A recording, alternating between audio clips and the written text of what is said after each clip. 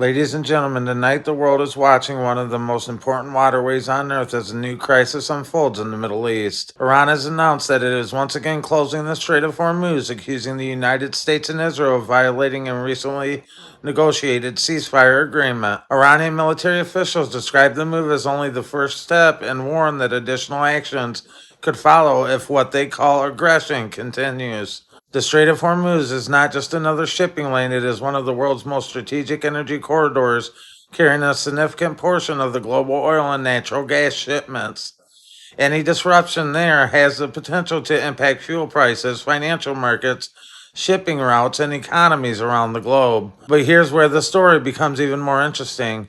The United States is disputing Iran's claim. U.S. Central Command says that the strait remains open and commercial traffic is continuing, and American forces are actively monitoring the region to ensure that freedom of navigation. U.S. officials report that ships are still moving through the waterway despite Tehran's announcement. In fact, multiple oil tankers reportedly completed successful transits through the strait today, adding to the confusion surrounding the situation. While Iran says the waterway is closed, shipping traffic appears to still be moving. The timing could not be more critical. Just days ago, the United States and Iran reached a framework agreement intended to reduce the tensions and reopen the Strait of Hormuz and create a path toward broader negotiations. Many believe the region was moving away from the brink of a larger conflict. Now that optimism is being tested. At the center of this dispute are renewed clashes in Lebanon, and Iranian officials argue that ongoing military operations violate the spirit of the recent agreement, while diplomatic talks are still expected to continue in Switzerland. So tonight we are left with simple but important questions.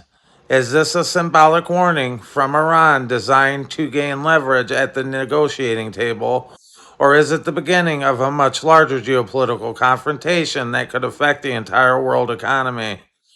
I think we should also be asking, is this another attempt from Israel to scoff the agreement so they can continue to fight their war? And I believe that's what it is, to be honest. Right now, nobody knows for sure, and what we do know is that the Strait of Hormuz has once again become the center of global attention, but the next few days could determine whether diplomacy prevails or tensions rise even further. What do you think? Let us know in the comments below. Like, share, and subscribe to the Unfiltered Political Lens for breaking news and geopolitical analysis. Thanks for tuning in, and we'll keep you updated as more information becomes available. And as always, peace.